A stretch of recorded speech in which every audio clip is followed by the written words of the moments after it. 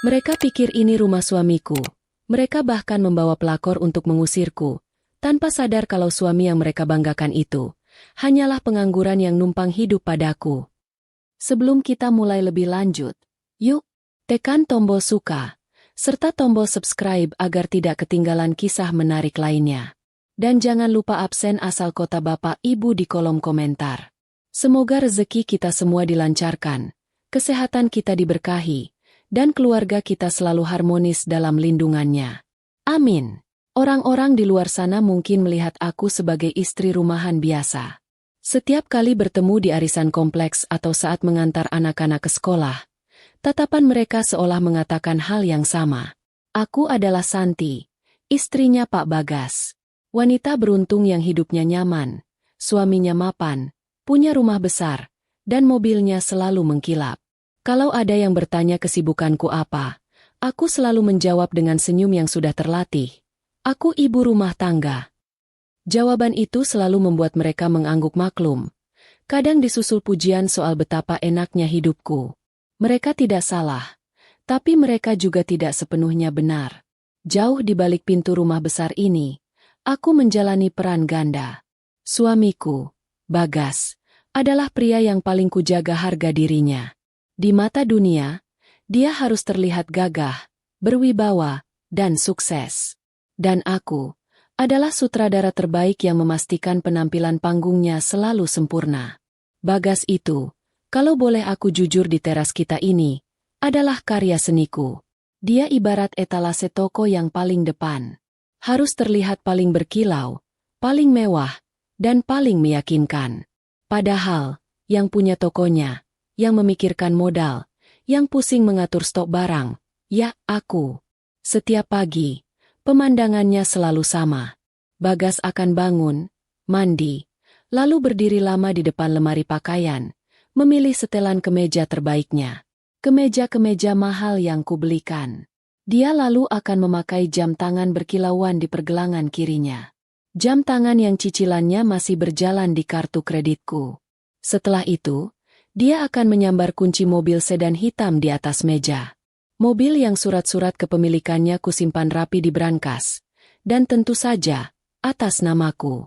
Dia akan berpamitan padaku, mencium keningku, dan bilang akan berangkat, rapat penting. Aku akan mengangguk, tersenyum, dan mendoakan kelancaran rapatnya. Tentu saja rapatnya selalu lancar. Aku tidak tahu dia, rapat, di mana. Kadang di warung kopi langganannya, bermain catur berjam-jam. Kadang di lapangan golf, menghabiskan waktu bersama teman-temannya. Kadang mungkin, aku tidak mau memikirkan kemungkinan lainnya.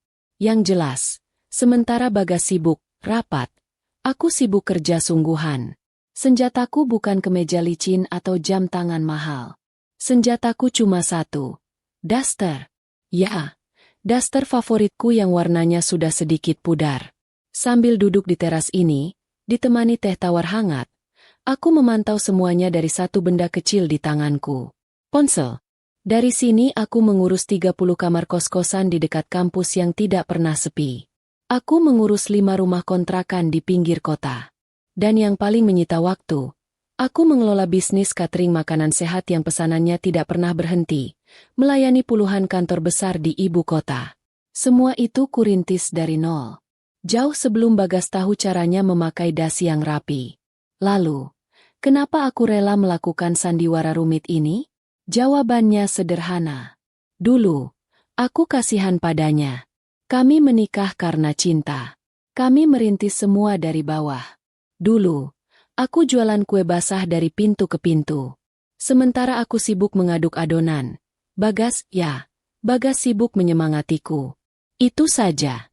Menyemangati. Kadang juga sibuk mengeluh kenapa kuenya tidak laku-laku. Singkat cerita, usahaku meledak. Dari kue basah, aku beralih ke catering nasi kotak, lalu nekat merambah ke bisnis properti. Uang datang seperti air bah. Aku bersyukur luar biasa. Tapi disitulah masalahnya. Semakin aku sukses, suamiku semakin tenggelam dalam rasa mindernya. Bagas adalah pria yang harga dirinya setipis tisu dibagi dua. Dia tidak bisa menerima kenyataan bahwa istrinya jauh lebih berhasil, jauh lebih kaya darinya. Dia jadi sering marah-marah tanpa alasan, membanting pintu, mengeluh aku tidak punya waktu untuknya. Padahal, dia sendiri tidak melakukan apa-apa seharian. Dia merasa tidak berguna, merasa bukan kepala keluarga. Maka, demi menjaga keutuhan rumah tangga, kuciptakan peran ini untuknya. Kuberikan dia gelar kehormatan, direktur utama fiktif, di perusahaan yang kuberi nama, Rumah Tangga Santi. Kubelikan dia semua atribut kesuksesan. Kubangun rumah besar ini. Oh, soal rumah ini, ada cerita lucunya. Saat proses membangun dulu, tentu saja aku yang bolak-balik berdiskusi dengan arsiteknya. Aku yang memilih tata letak dapur. Aku yang memilih motif keramik kamar mandi. Aku yang pusing 7 keliling menghitung biaya tukang dan material. Bagas, dia sibuk memancing. Tapi, begitu rumah ini jadi dan kami mengadakan syukuran kecil, dia dengan bangganya mengajak teman-temannya berkeliling. Dengan dada membusung, dia menepuk pilar besar di ruang tamu. Dia lalu bercerita panjang lebar kepada teman-temannya, mengatakan bahwa pilar itu adalah idenya. Dia bilang, dia mau pilar yang kokoh, sebagai lambang kewibawaan pemilik rumah. Aku yang saat itu sedang membawa nampan berisi kopi, hampir saja tersedak. Kewibawaan? Padahal aku memilih pilar itu murni karena sedang ada diskon besar-besaran di toko material langgananku. Kubiarkan saja. Aku ikut tersenyum. Aku bahkan memuji seleranya di depan teman-temannya, yang tentu saja membuat Bagas semakin besar kepala. Kadang aku geli sendiri melihat tingkahnya. Rasanya seperti sedang bermain sandiwara. Tapi pemeran utamanya tidak sadar kalau naskah dan dialognya aku yang tulis. Satu-satunya orang di rumah ini yang tahu kebenarannya adalah Bey Lastri. Bey Lastri adalah asisten rumah tanggaku. Tapi aku lebih suka menganggapnya sahabat. Dia sudah ikut aku sejak kami masih mengontrak di rumah petak. Saat kami masih harus menghitung setiap rupiah untuk makan besok. Bey Lastri adalah saksi hidupku. Dia tahu siapa yang banting tulang sampai tengah malam, dan siapa yang banting pintu kalau uang rokoknya kurang. Dia sering menatapku dengan pandangan iba, campur kesal. Dia bilang aku ini terlalu baik, terlalu sabar. Ku jawab saja sambil tertawa. Bukan baik, Bey. Aku ini lagi menjaga barang antik. Barangnya rapuh, gampang pecah, jadi harus hati-hati. Bey Lastri hanya menggelengkan kepala. Dia bergumam pelan, bilang kalau barang antik dirawat terus harganya makin mahal. Lah ini kok malah makin ngelunjak. Bagas bukannya tidak tahu aku punya uang. Dia tahu. Dia hanya tidak mau tahu seberapa banyak uangku. Bagi dia, mengakui aku lebih sukses berarti mengakui dia gagal total sebagai laki-laki. Jadi, kami punya kesepakatan diam-diam. Setiap awal bulan, aku akan mentransfer sejumlah uang ke rekeningnya. Jumlahnya besar, sangat besar, cukup untuk membuatnya merasa seperti laki-laki sejati yang menghasilkan. Uang itu dia sebut sebagai gaji direktur. Dia bebas memakai uang itu, entah untuk mentraktir teman-temannya di kafe mahal, untuk membeli stik golf baru, atau sekadar pamer di grup arisan bapak-bapak kompleks. Aku tidak peduli uang itu lari kemana. Aku sudah punya pos keuangan sendiri. Anggap saja itu biaya, perawatan, untuk menjaga ketenangan rumah. Lebih murah, kok, dibanding aku harus mendengarkan omelannya setiap hari. Tapi, aku sadar, kebaikanku ini ada cacatnya. Kesabaranku ini ada efek sampingnya. Semakin aku memanjakan Bagas, semakin dia lupa diri. Semakin aku menutupi kekurangannya, semakin dia merasa sempurna. Dia mulai terbiasa dilayani, terbiasa dihormati, terbiasa memerintah. Dia mulai percaya 100% pada kebohongan yang kuciptakan untuknya. Dia lupa, etalase yang mengkilap itu bisa berdiri tegak karena ada tokonya. Kalau tokonya tutup, etalase itu cuma tumpukan kaca tak berguna yang siap dibuang ke tukang loak. Dan yang paling parah, dia tidak hanya membanggakan kesuksesan palsunya ini kepada teman-temannya. Dia menceritakan semua dongeng indahnya ini ke keluarganya di kampung. Disinilah sepertinya, semua masalah besar akan dimulai. Ibu Ratih, mertuaku, wanita yang melahirkan Bagas. Bagi beliau, Bagas adalah putra paling sukses sedunia. Tentu saja, bagaimana tidak bangga? Setiap bulan, Bagas, yang pakai uangku, mengirimkan jatah bulanan ke kampung yang jumlahnya mungkin lebih besar dari gaji kepala desa di sana. Setiap kali menelepon, nada bicara Ibu Ratih padaku selalu meremehkan. Nasihatnya selalu sama. Aku harus beruntung bisa jadi istri Bagas. Aku harus menjaga aset keluarga itu baik-baik. Jangan sampai Bagas kecapean kerja. Kasihan. Aku selalu menjawab, "Iya, Bu. Pasti, Bu." Aku tidak pernah berniat meluruskan. Buat apa? Biarlah seorang ibu bangga pada anaknya. Kupikir, kebohongan kecil demi kebahagiaan orang tua, tidak apa-apalah. Aku lupa satu hal. Aku lupa, kebohongan kecil yang disiram terus-menerus dengan uang dan pujian, akan tumbuh jadi pohon besar yang angkuh. Pohon yang akarnya mulai merusak pondasi rumahku sendiri. Dan pagi itu, firasatku terbukti. Ponselku yang biasanya hening di pagi hari, tiba-tiba berdering keras. Bukan dari manajer cateringku. Bukan juga dari pengurus kos-kosan. Nama yang muncul di layar adalah Ibu Mertua. Jantungku langsung berdebar. Tidak biasanya beliau menelepon pagi-pagi. Kugeser tombol hijau di layar. Belum selesai aku mengucap salam, suara Ibu Ratih di seberang sana sudah menyala. Riang, tapi penuh nada perintah yang tidak bisa dibantah. Beliau tidak mau dengar basa-basi. Intinya, beliau sudah sampai di stasiun. Aku dan Bagas harus menjemput. Sekarang juga. Cepat. Aku terdiam. Stasiun? Sampai. Aku kaget. Tentu saja. Kutanya beliau datang dengan siapa. Kok sangat mendadak? Jawabannya di seberang sana membuatku lemas. Beliau tertawa keras. Ternyata, beliau tidak datang sendirian. Beliau membawa rombongan. Seluruh keluarga besar dari kampung diboyong. Tujuannya? Apalagi kalau bukan untuk liburan di rumah anak kesayangannya yang paling sukses itu.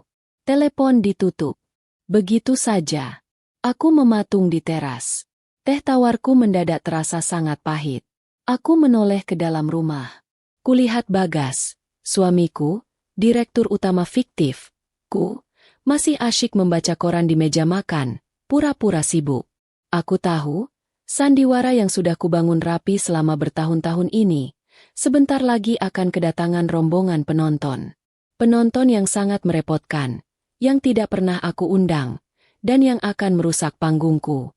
Pemandangan di depan lobi kedatangan persis seperti yang kubayangkan. Ibu Ratih, mertuaku, sedang berdiri berkacak pinggang, dikelilingi tumpukan barang yang lebih mirip orang mau pindahan rumah daripada liburan. Ada koper-koper besar yang sudah usang, tas-tas jinjing yang menggembung penuh, beberapa kardus mie instan yang diikat tali rafia, dan yang paling membuatku pusing, ada satu sangkar ayam di kakinya. Bagas, suamiku, langsung memasang senyum terbaiknya. Dia berlari kecil, menyalami dan memeluk ibunya. "Ibu, sehat?" Aku mengikuti di belakang, berusaha tersenyum sopan, ikut menyalami.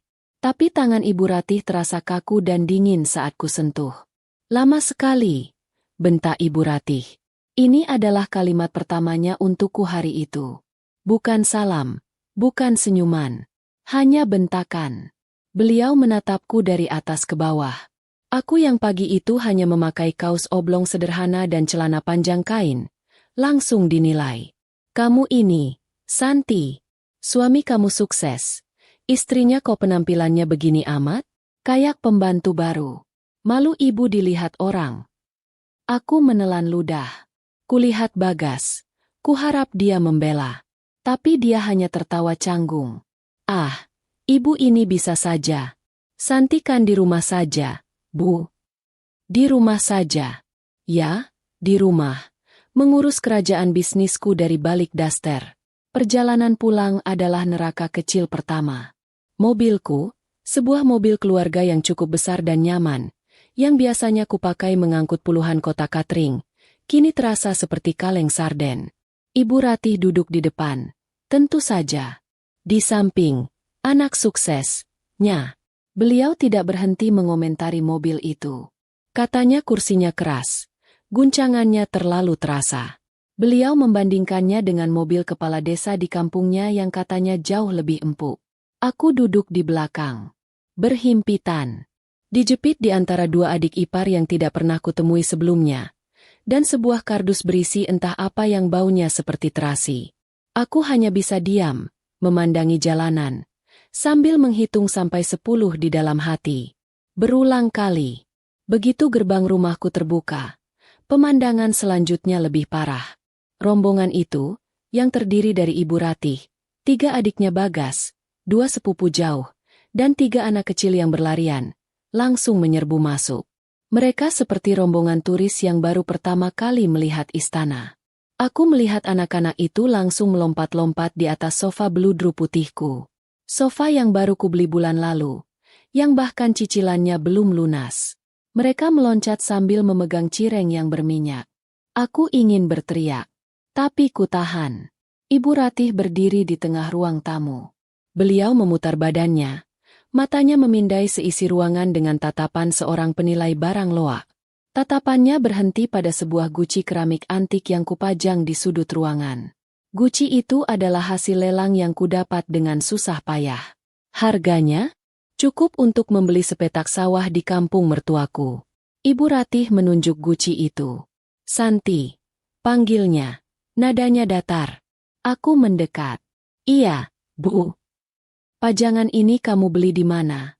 Tanyanya. Aku baru mau menjawab kalau itu barang koleksi. Tapi beliau sudah melanjutkan. Jelek sekali. Kayak pajangan di pasar malam. Warnanya norak. Besok buang saja. Ya. Ganti sama foto Bagas yang besar. Foto dia pakai jas. Aku membeku. Pajangan pasar malam? Di belakang Ibu Ratih. Kulihat Bey Lastri muncul dari dapur. Mata kami bertemu. Bey Lastri menatapku dengan iba. Tapi juga ada kemarahan di matanya. Dia pasti mendengar semua. Bagas di mana? Oh, suamiku tercinta. Dia sedang sibuk. Sibuk memamerkan kewibawaannya. Dia sedang tertawa keras di teras belakang, menunjukkan kolam ikan koiku pada paman-pamannya. Dia menceritakan betapa repotnya dia memelihara ikan-ikan mahal itu. Padahal, yang memberi makan ikan itu setiap pagi adalah aku, sebelum aku mulai memeriksa laporan keuangan cateringku. Ibu Ratih tidak berhenti di ruang tamu. Beliau melanjutkan inspeksinya. Beliau masuk ke dapurku. Dapur bersihku yang luas, yang sengaja kudesain dengan peralatan modern untuk menunjang hobiku memasak. Beliau mengernyitkan dahi. Santi, ini dapur kok bau bumbu begini? Aku bingung. Namanya juga dapur. Bu, tadi pagi Bey Lastri habis masak. Dapur orang kaya itu harusnya steril. Potongnya wangi, kayak di televisi itu. Ini bau terasi, bau bawang. Nggak berkelas. Nanti kamu bersihkan semua. Pakai pewangi yang banyak. Aku mulai merasa kepalaku pusing. Steril? Wangi. Memangnya ini laboratorium? Dapur ya tempatnya masak. Tempatku mencari uang untuk menghidupi putra suksesnya itu. Tentu saja. Semua kalimat itu hanya berani kusimpan di dalam hati. Belum sempat aku menarik napas. Perintah pertama yang sesungguhnya datang. Santi! Teriaknya lagi dari ruang tamu. Aku harus berlari kecil menghampirinya. Iya, Bu. Buatkan Ibu kopi. Yang pahit. Gulanya sedikit saja. Terus buatkan minum sirup untuk semua saudara Ibu. Cepat. Ya. Haus ini. Beliau mengatakannya sambil melempar tas tangannya ke sofa. Tanpa menatapku. Nada bicaranya persis seperti yang biasa beliau gunakan saat memanggil pembantu di kampungnya. Aku sadar posisiku sudah ditetapkan. Di rumahku sendiri, aku resmi jadi pesuruhnya. Aku berjalan lunglai ke dapur. Bey Lastri sudah menungguku di sana. Wajahnya merah pada menahan kesal. Ibu ini. Bey Lastri tidak sanggup melanjutkan kata-katanya. Aku menghela napas panjang. Aku menepuk bahunya pelan. Nggak apa-apa. Bei, tolong siapkan air panas yang banyak ya di termos besar. Siapkan juga semua gelas yang kita punya. Kelihatannya kita bakal lembur, kataku pelan, berusaha setenang mungkin. Saat aku sedang mengadu kopi pahit untuk mertuaku, kudengar suara Ibu Ratih bicara dengan Bagas di ruang tengah. Kali ini, suaranya terdengar manja, tapi penuh tuntutan. Bagas, anakku, kamar ibu di mana? Ibu nggak mau ya di kamar tamu yang di bawah. Pasti sempit. Ibu mau kamar kamu. Kamar utama. Yang paling besar. Yang ada balkonnya itu. Hening sejenak. Jantungku berdebar. Aku menunggu jawaban Bagas. Aku menunggu suamiku berkata, "Jangan, Bu. Itu kamar kami. Ibu di kamar tamu saja. Kamarnya juga besar dan nyaman." Tapi yang kudengar selanjutnya adalah suara tawa Bagas. "Oh, tentu saja, Bu. Ibu harus di kamar yang paling bagus." "Boleh, Bu. Nanti biar Santi yang pindah. Santi bisa tidur di kamar tamu bawah saja. Gampang itu." Sendok di tanganku berhenti mengaduk. Gelas kopi itu terasa bergetar di tanganku. Ini bahkan belum genap 2 jam. Baru 2 jam Ibu Ratih menginjakan kaki di rumahku, dan aku sudah kehilangan sofa kesayanganku, guci antikku, kehormatan dapurku, dan sekarang aku terusir dari kamar tidurku sendiri. Aku menatap punggung suamiku dari kejauhan. Laki-laki yang harga dirinya kujaga setengah mati itu. Laki-laki yang kuberi panggung mewah untuk bermain peran. Ternyata, dia baru saja menjualku. Menjual istrinya sendiri dengan harga yang sangat murah. Hanya demi sebuah pujian dari ibunya. Petaka ini ternyata datang jauh lebih cepat dari yang kubayangkan. Dan aku tahu, ini baru permulaan. Hanya butuh waktu kurang dari 24 jam untuk mengubah istanaku menjadi pasar malam. Rumahku yang dulu tenang, yang biasanya hanya terdengar suara ketukan jariku di laptop atau suara Bey Lastri yang bersenandung sambil menyapu, sekarang hilang total. Suara riuh rendah itu dimulai bahkan sebelum matahari terbit. Aku terbangun di kamar tamu yang sempit di lantai bawah. Punggungku terasa sakit karena kasurnya yang tipis. Tapi bukan itu yang membuatku terbangun. Aku terbangun karena suara orang-orang berlarian di lantai atasku. Tepat di atas kepalaku. Suara kaki-kaki kecil keponakan Bagas terdengar seperti gajah sirkus yang sedang latihan. Mereka berteriak-teriak, main kejar-kejaran. Dan sepertinya tidak ada satu orang dewasa pun yang peduli kalau ini masih jam 5 pagi. Ruang tamuku, yang biasanya rapi dan wangi aromaterapi, sekarang penuh aroma yang campur aduk. Ada bau minyak kayu putih yang menyengat dari salah satu paman Bagas yang katanya, masuk angin, dan tidur di sofa. Ada bau rokok kretek yang asapnya menempel pekat di gorden baruku. Padahal aku sudah memasang tulisan besar, dilarang merokok, di ruang itu. Dan sofa putihku yang malang. Aku bahkan tidak sanggup melihatnya. Sofa beludru itu sekarang warnanya belang-belang. Ada noda kecap di sandarannya. Ada remah-remah kerupuk yang menyebar di seluruh permukaannya. Dan di sudutnya, ada bekas tumpahan sirup yang lengket, yang sekarang dikerumuni semut. Aturan yang kubuat susah payah di rumah ini seolah menguap begitu saja. Ibu Ratih, mertuaku, sudah mengambil alih komando penuh. Beliau bertingkah seperti ratu di kerajaan barunya. Semua adik dan sepupu Bagas patuh total padanya. Dan mereka semua memandangku. Mereka bahkan tidak memandangku. Aku seolah tidak terlihat. Aku tembus pandang. Aku ingat siang itu, aku sedang pusing memeriksa tagihan catering yang menumpuk di laptopku. Aku duduk di sudut meja makan, satu-satunya tempat yang tersisa. Tiba-tiba, salah satu adik ipar perempuanku, sebut saja namanya Dini, datang dan langsung mengambil cangkir teh hangatku yang ada di sebelah laptop.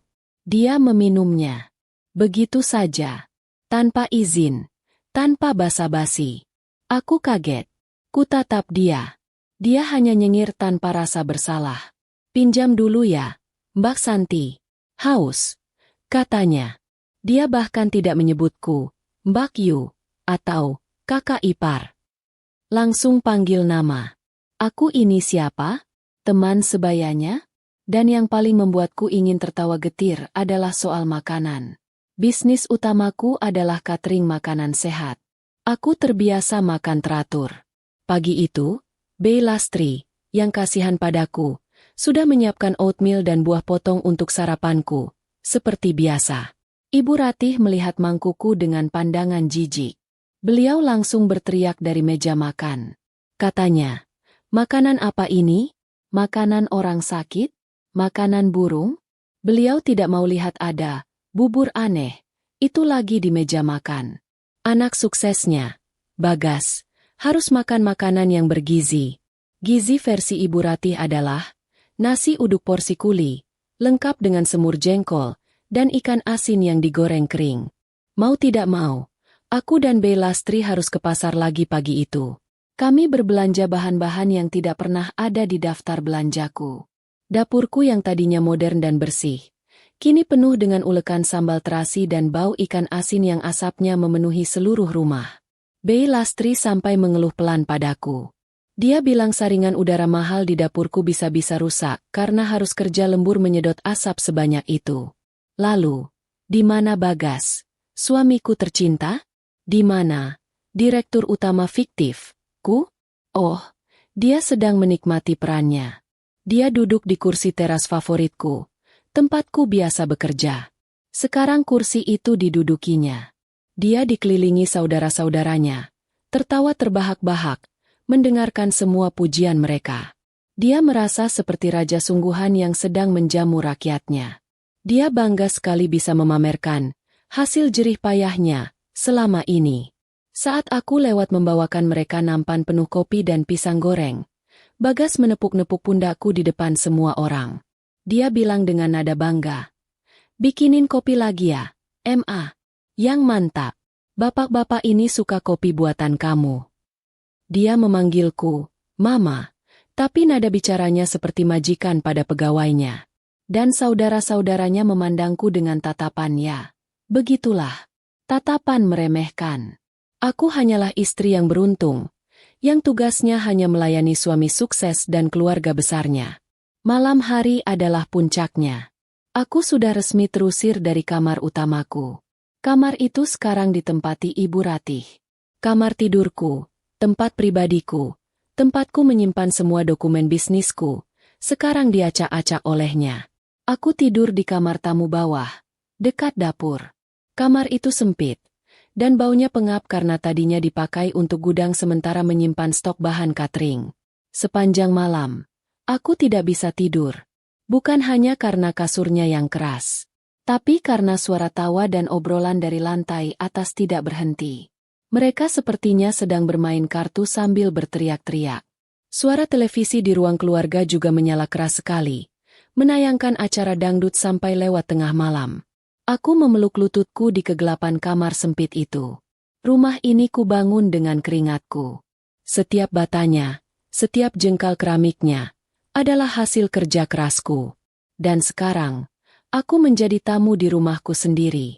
Aku menjadi pembantu gratis bagi mereka. Aku melihat ke arah pintu. Aku bertanya-tanya dalam hati. Ini baru hari kedua. Berapa lama lagi aku harus menahan semua ini? Aku belum sadar bahwa kekacauan ini barulah awal. Ibu Ratih ternyata membawa kejutan lain yang jauh lebih busuk daripada sekadar bau terasi di dapurku. Rasanya hening itu seperti apa? Rumahku, istanaku yang dulu tenang, kini sudah 100% berubah wujud. Aturan yang kubuat susah payah selama bertahun-tahun, hancur lebur hanya dalam hitungan hari. Jadwal makanku berantakan. Jadwal kerjaku? Jangan ditanya. Aku bahkan tidak sempat membuka laptopku. Ponselku yang biasanya ramai orderan catering, sekarang kubiarkan tergeletak di meja samping tempat tidur sempitku di kamar tamu. Aku tidak punya tenaga untuk bekerja. Tenagaku habis untuk melayani. Ruang tamuku sekarang punya banyak fungsi. Pagi hari, ruang itu jadi tempat sarapan massal. Mereka makan sambil menonton kartun dengan suara super keras. Remah-remah nasi dan kerupuk bertebaran di atas karpet buluku. Siang hari, ruang itu jadi tempat tidur-tiduran. Paman-paman Bagas tidur mendengkur di sofa, lengkap dengan iler yang membekas di bantal-bantal sofa mahalku. Malam hari, tempat itu berubah jadi arena main gaple. Dan kamar mandiku, kamar mandi. Dulu, itu adalah tempat pribadiku. Tempatku berendam air hangat pakai sabun wangi untuk melepas lelah setelah seharian bekerja. Sekarang, antreannya mengular kayak antrean pembagian sembako. Aku bahkan sudah tidak berani menaruh alat mandiku di sana. Sabun mahalku ludes dalam 2 hari. Sampoku yang khusus untuk perawatan rambut, dipakai keramas oleh semua orang, termasuk anak-anak kecil yang menggunakannya seperti mainan busa. Ada satu hal yang membuatku ingin menangis sambil tertawa. Handukku. Handukku yang paling bagus, yang kubeli mahal, yang bahannya lembut. Kemarin kutemukan tergeletak di lantai depan kamar mandi. Basah, kotor, dan penuh jejak kaki. Rupanya, handuk itu dipakai untuk keset oleh salah satu keponakan Bagas. Saat kutanya siapa yang melakukannya, tidak ada yang mengaku. Mereka hanya saling pandang lalu tertawa. Aku cuma bisa istighfar. Aku ambil handuk itu, kumasukkan ke mesin cuci, dan kusimpan sisanya di dalam lemari kamarku yang sempit. Aku dan Bey Lastri sudah seperti unit catering darurat yang beroperasi 24 jam. Kami memasak 3 kali sehari untuk, aku coba hitung, 11 orang dewasa dan 3 anak kecil. Porsi masaknya sudah bukan porsi rumahan, tapi porsi hajatan. Bey Lastri yang biasanya sabar, wajahnya kini makin kusut. Bu, bisiknya padaku suatu sore saat kami mencuci tumpukan piring yang menggunung. Ini beras kita yang 1 karung. 3 hari sudah habis, Bu. Dia berhenti sejenak, mengelap keringatnya. Terus, sabun cuci piring tinggal busanya aja, Bu. Mereka itu kalau cuci piring, sabunnya dituang kayak nuang sirup. Boros sekali. Gas juga sudah ganti 2 kali minggu ini. Aku hanya bisa menghela napas. Sudah, Bey. Nanti aku pesan lagi semuanya. Jawabku lirih. Bey Lastri menatapku iba. Bukan soal uangnya, Bu. Tapi ini rumah ibu. Kenapa ibu yang diperlakukan begini? Aku tidak bisa menjawab. Dan suamiku, Bagas, sang direktur utama fiktif, dia makin sibuk. Sibuknya bukan main. Sibuk menyuruhku. Ma, kopi. Ma, celana bapak yang buat main golf mana ya? Ma, pijitin bapak. Pegal ini habis main catur sama paman. Dia benar-benar lupa. Dia lupa siapa yang menggajinya selama ini. Dia lupa siapa yang memberinya semua kemewahan yang dia pamerkan itu. Dia sudah terbuai oleh pujian-pujian keluarganya yang menyebutnya anak sukses dan juragan. Di tengah hiruk-pikuk pasar malam yang kini bernama rumahku ini, ada satu sosok yang aneh. Sejak hari pertama kedatangan rombongan itu, aku sebenarnya sudah melihatnya. Tapi karena terlalu sibuk, aku tidak terlalu memperhatikan. Namanya Rani. Waktu pertama kali datang di stasiun, Ibu Ratih, mertuaku, mengenalkannya sekilas. Sangat sekilas. Beliau hanya bilang, "Oh, ini Rani, saudara jauh dari desa sebelah. Kasihan, dia yatim piatu. Nggak ada yang urus. Jadi ibu ajak sekalian biar bisa lihat kota." Saat itu aku hanya mengangguk. Aku kasihan. Yatim piatu. Tentu saja boleh ikut. Tapi setelah 4 hari mengamati, aku sadar. Perlakuan yang diterima Rani sangat berbeda dari anggota rombongan lainnya. Dia masih muda. Mungkin usianya akhir 20-an. Jauh lebih muda dariku. Kulitnya putih bersih.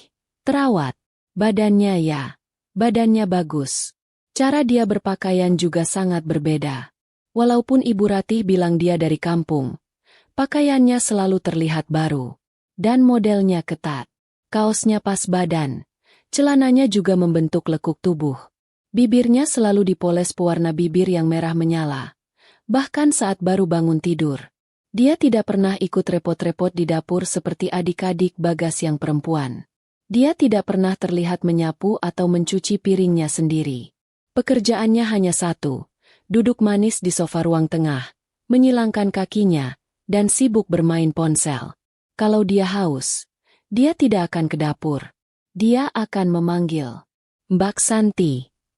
Panggilnya dengan suara yang dibuat-buat manja. Mbak, tolong ambilkan minum, dong.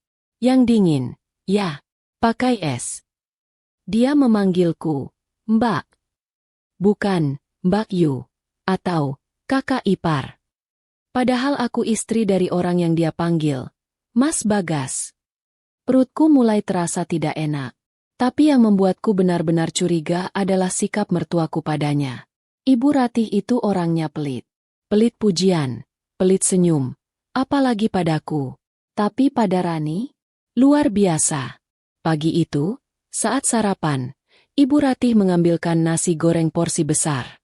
Bukan untuk Bagas, anaknya, tapi untuk Rani. Ayo, Rani, makan yang banyak, kata Ibu Ratih sambil mengusap punggung gadis itu. Biar sehat. Kamu itu cantik sekali pagi ini. Pakai baju warna apa saja cocok. Rani hanya tersenyum malu-malu. Ah, ibu bisa saja. Aku yang sedang membawa teko teh panas, nyaris menjatuhkannya. Seumur-umur aku jadi menantunya. Jangankan dipuji cantik, ditanya, sudah makan atau belum, saja tidak pernah. Lalu, kulihat sesuatu yang lain. Sesuatu yang membuat darahku mulai mendidih pelan. Kulihat sikap suamiku, Bagas. Bagas yang biasanya malas bergerak. Yang kalau ku minta mengambilkan remote televisi yang jaraknya hanya 1 meter saja susahnya minta ampun. Sekarang jadi sangat ringan tangan. Tapi hanya untuk Rani. Saat sedang makan bersama, Rani tiba-tiba terbatuk kecil. Aduh, keselek, katanya pelan. Bagas, yang duduk di seberang meja, reaksinya lebih cepat dari kilat. Dia langsung berdiri, mengambilkan segelas air putih, dan memberikannya pada Rani dengan tatapan penuh khawatir. Pelan-pelan, Ran, kamu nggak apa-apa. Rani menerima gelas itu, jari-jari mereka bersentuhan sekilas. Nggak apa-apa, Mas. Makasih, ya. Aku terdiam di kursiku. Keselek, hanya keselek. Dan suamiku paniknya seperti melihat orang kecelakaan. Aku melirik ke arah Ibu Ratih. Mertuaku itu melihat adegan barusan. Dan dia tersenyum. Bukan senyum biasa. Itu senyum puas. Senyum kemenangan. Sejak saat itu, aku mulai mengamati. Aku mulai jadi detektif di rumahku sendiri. Aku pura-pura sibuk di dapur. Tapi mataku tidak lepas dari cermin besar di ruang makan. Cermin itu memantulkan semua aktivitas di ruang tamu. Dan apa yang kulihat, membuat dadaku sesak. Kulihat Bagas dan Rani. Mereka duduk di sofa yang sama. Sangat berdekatan. Padahal sofa itu panjang dan bisa muat 5 orang. Mereka tertawa-tawa kecil sambil melihat layar ponsel milik Bagas. Entah apa yang mereka lihat. Kulihat Bagas sesekali menyentuh lengan Rani saat tertawa. Dan Rani tidak menghindar. Dia malah terlihat senang. Di mana Ibu Ratih? Oh, beliau ada di sana. Beliau duduk di kursi tunggal di seberang mereka. Bertingkah seperti pengawal pribadi. Matanya mengawasi, bukan untuk melarang, tapi untuk memastikan semuanya berjalan lancar. Senyum bangga tidak pernah lepas dari bibirnya. Tadi, aku sedang di dapur, memotong sayuran untuk makan siang. Tiba-tiba Rani masuk ke dapur. Dia mengeluh pusing. Aduh, kepalaku berat banget, Mbak Santi, katanya sambil bersandar di meja dapur. Sebelum aku sempat menjawab, Bagas muncul di belakangnya. Kamu kenapa lagi, Ran? Pusing? Iya, Mas. Kayaknya masuk angin. Jawab Rani manja. Lalu, hal yang tidak pernah kubayangkan terjadi. Di depanku, di dapurku sendiri. Bagas langsung mengambil botol minyak angin yang selalu tersedia di kotak obat. Dia menuangkannya ke tangannya. Sini, Mas pijitin tengkuknya. Biar enak. Dan Bagas suamiku mulai memijat tengkuk Rani. Rani memejamkan matanya, menikmati pijatan itu. Aduh, enak, Mas. Pijatan Mas Bagas kuat. Ya. Tanganku yang sedang memegang pisau mendadak kaku. Aku berhenti memotong. Seluruh tubuhku gemetar. Selama ini, kalau aku mengeluh pegal karena seharian mengurus bisnis, Bagas selalu bilang dia capek. Dia tidak bisa memijat. Tapi sekarang, untuk seorang saudara jauh, dia begitu ahli, begitu bersemangat. Aku ingat sesuatu. Sesuatu yang membuat semuanya jadi masuk akal. Beberapa bulan lalu, Bagas tiba-tiba minta uang tambahan. Jauh lebih besar dari gaji direkturnya yang biasa.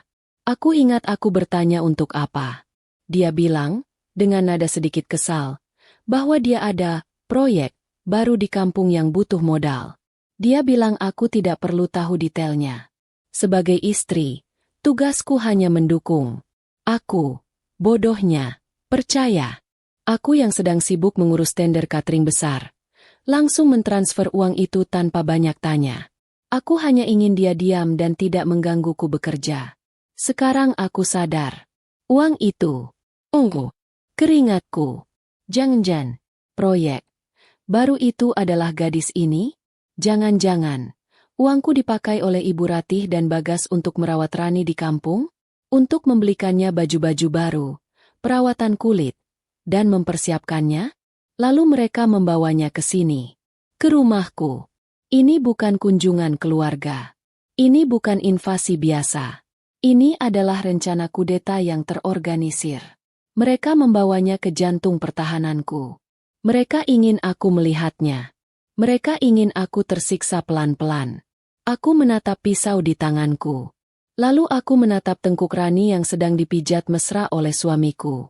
Tiba-tiba, Ibu Ratih muncul di pintu dapur. Beliau pasti mendengar semua obrolan itu. Beliau menatapku dengan tatapan mengejek. "Santi," katanya. Nadanya dingin. "Kamu itu ngapain bengong? Sayurannya nggak kamu potong? Rani lagi sakit itu. Kamu masakin yang enak. Buatkan sup ayam jahe. Cepat." Bagas bahkan tidak menoleh padaku. Dia masih sibuk dengan tengkuk Rani. Pagi itu, aku sadar. Aku tidak sedang berhadapan dengan mertua yang menyebalkan atau ipar yang tidak tahu diri. Aku sedang berhadapan dengan komplotan penipu. Komplotan yang menjadikan suamiku sebagai boneka, dan menjadikan aku sebagai target yang harus disingkirkan. Dan Rani, gadis yatim piatu yang malang itu, adalah peluru yang mereka siapkan untuk menembakku. Tanganku masih gemetar memegang pisau. Adegan Bagas memijat tengkuk Rani di dapurku tadi masih terbayang jelas. Suara mertuaku yang memerintahku membuat sup ayam jahe terdengar seperti dengungan lebah yang menyakitkan di telingaku. Tapi, seperti robot yang sudah diprogram, aku bergerak. Aku mencuci ayam.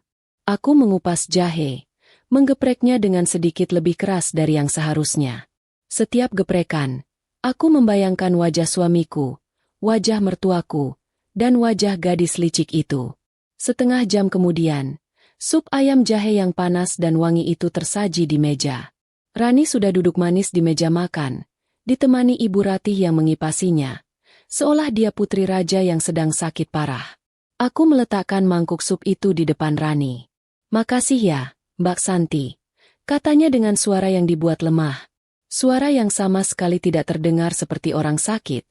Lebih mirip ejekan yang dibungkus bludru. Aku tidak menjawab.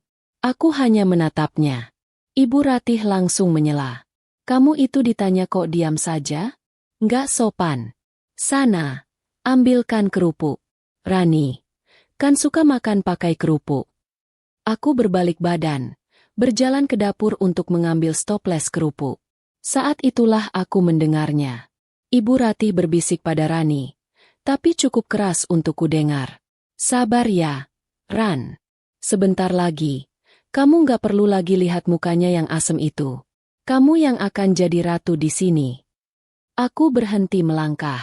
Stoples kerupuk di tanganku terasa berat. Ratu. Mereka sedang menyiapkan ratu baru. Sejak hari itu, posisiku di rumah ini resmi berubah. Aku bukan lagi Bu Santi. Aku bukan lagi istri, direktur utama fiktif. Aku adalah Santi. Atau lebih tepatnya, Babu Santi. Tugasku bertambah 1000 kali lipat. Pagi hari, Aku dan Beilastri harus bangun jam 4. Bukan untuk menyiapkan cateringku, tapi untuk menyiapkan sarapan rombongan sirkus ini. Mereka tidak mau sarapan roti atau sereal. Mereka mau nasi uduk, lontong sayur, atau bubur ayam komplet. Dan yang paling membuatku pusing, selera mereka berbeda-beda. Ibu Ratih mau buburnya kental, tidak pakai kacang. Salah satu paman Bagas mau lontongnya pakai telur rebus, tapi tidak mau pakai nangka. Keponakan-keponakan Bagas hanya mau makan mie instan goreng, dan harus aku yang memasakkan, tidak mau Beilastri. Aku, Santi, pemilik 30 kamar kos dan catering 5 kantor besar, kini menghabiskan pagiku berdebat soal tingkat kematangan mie instan. Lucunya, suamiku, Bagas, ikut-ikutan. Dia yang dulu kubuatkan sarapan sehat selalu protes. Kini, dia makan nasi uduk 2 piring penuh dengan lahapnya. Dia bahkan berani memerintahku di depan keluarganya. Sambelnya kurang pedas ini, katanya sambil mengacungkan sendok. Bikinin lagi yang lebih mantap. Aku hanya menatapnya. Laki-laki ini. Apa dia sudah lupa caranya memegang ulekan? Setelah sarapan, penderitaan belum berakhir. Tumpukan cucian kotor mereka sudah menggunung seperti bukit. Mesin cuciku yang biasanya hanya bekerja 2 hari sekali, kini harus berputar dari pagi sampai sore. Dan mereka tidak peduli. Baju ganti dipakai hanya 2 jam, lalu dilempar begitu saja ke keranjang cucian. Beilastri sampai menangis diam-diam di pojok ruang cuci. Dia kasihan padaku. Tapi dia lebih kasihan pada mesin cuci yang baru kami beli itu. Bu, katanya sambil memilah baju. Ini daster adiknya Pak Bagas. Luntur. Kena kemeja putih bapak yang paling mahal. Aku hanya menghela napas. Sudah. Bei, rendam pakai pemutih. Kalau tidak bisa, ya buang saja. Aku sudah tidak peduli lagi soal kemeja mahal. Harga diriku sudah terinjak-injak. Apalah arti selembar kemeja? Pekerjaanku yang sebenarnya? Bisnisku? Hunter.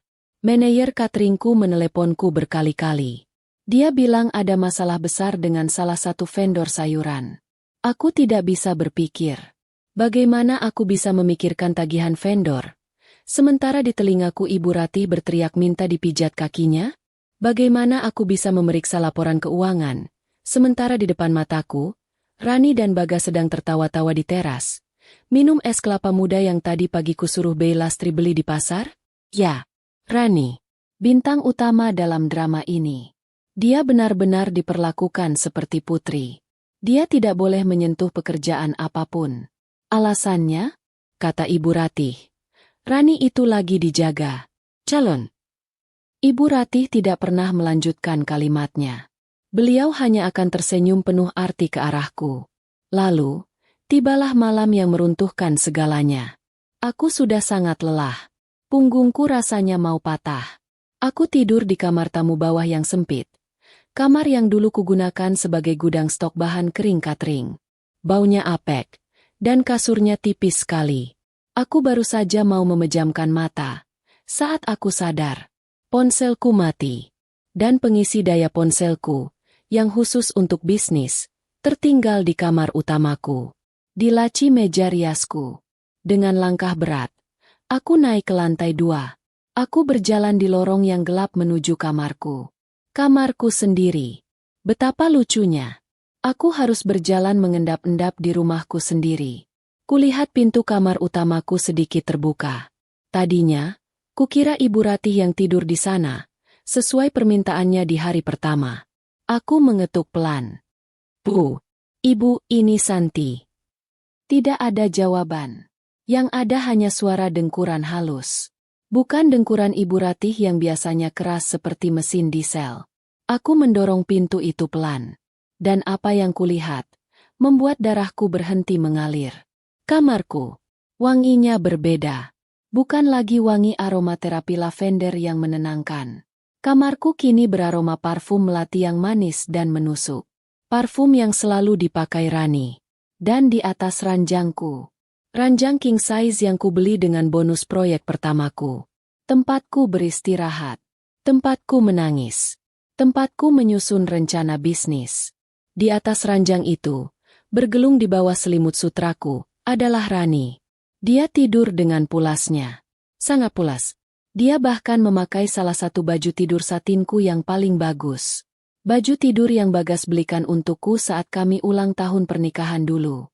Kakiku lemas. Aku bersandar di kusen pintu. Mau apa kamu? Suara serak Ibu Ratih tiba-tiba muncul dari kegelapan di sudut kamar. Beliau ternyata duduk di kursi baca di pojok, seperti penjaga. Aku mau ambil pengisi daya, Bu. Tertinggal di laci. Kataku gemetar. Ibu Ratih mendengus. Beliau berdiri, menghalangi pandanganku ke arah ranjang. Kenapa? Gak suka kamu lihat Rani tidur di situ? Aku diam. Mulutku terkunci. Dia itu lagi gak enak badan. Lanjut Ibu Ratih. Nadanya penuh ejekan. Dia bilang kasur di kamar tamu bawah itu keras. Bikin punggungnya sakit semua. Kasihan. Dia anak yatim piatu. Gak pernah tidur di kasur enak. Kamu ngalah sedikit. Kan gak apa-apa? Toh kamu cuma istri. Toh, kamu, istri. Kalimat itu menamparku lebih keras daripada tamparan fisik. Pandanganku liar mencari. Aku panik. Kalau Rani di kamarku, Ibu Ratih berjaga di sini. Lalu Bagas di mana? Jantungku berdebar kencang. Jangan-jangan mereka. Mataku lalu tertuju pada sofa panjang di depan televisi di dalam kamar. Sofa yang biasanya kupakai untuk membaca buku. Di sana, meringkuk seperti anak anjing kedinginan. Suamiku. Dia tidur di sofa. Di dalam kamarnya sendiri. Dia rela tidur meringkuk di sofa, demi memberikan ranjang utamanya untuk Rani. Si saudara jauh, yang katanya sedang sakit. Aku menatap pemandangan itu. Ibu Ratih yang menjaga. Rani yang tidur nyenyak di ranjangku. Bagas yang tidur di sofa. Ini sudah gila. Ini bukan lagi kunjungan keluarga. Ini bukan lagi invasi. Ini adalah penjajahan penuh. Mereka sudah mengambil alih semuanya.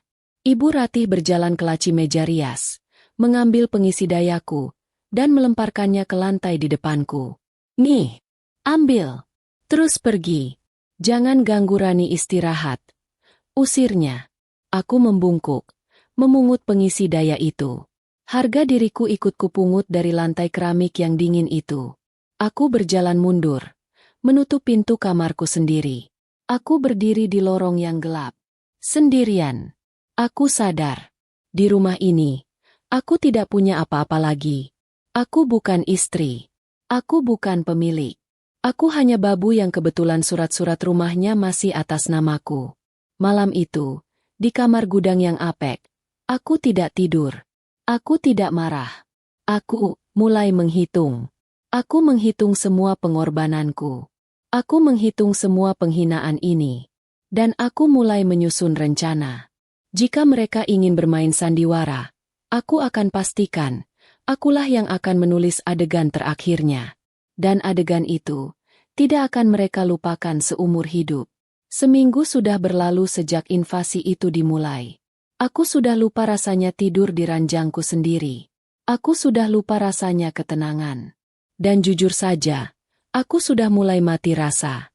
Rumahku bukan lagi rumahku. Setiap sudutnya sudah dikuasai. Bau rokok kretek menempel permanen di gorden ruang tamu. Kamar mandiku, jangan dibahas. Lantai keramik yang dulu putih bersih, sekarang selalu kotor dan becek. Aku sudah menyerah membersihkannya. Aku dan Bey Lastri kini bekerja seperti dua robot di pabrik. Kami bangun, memasak dalam porsi kuli, mencuci piring yang menggunung, mencuci baju yang menumpuk, lalu tidur di kamar sempit kami, hanya untuk mengulanginya lagi besok pagi. Mesin cuciku yang malang itu, yang baru kucicil 6 bulan, sekarang berputar 24 jam. Mungkin kalau dia bisa bicara, dia sudah minta surat pengunduran diri. Harga diriku sudah kuanggap lunas. Sudah kuanggap sebagai biaya kerugian. Aku tidak lagi membantah. Saat Ibu Ratih menyuruhku mengambilkan minum, aku ambilkan. Saat salah satu iparku melempar handuk basah ke lantai, Aku pungut. Saat Bagas memintaku memijat kakinya di depan Rani, aku lakukan, sambil menahan mual. Aku diam. Tapi aku tidak buta.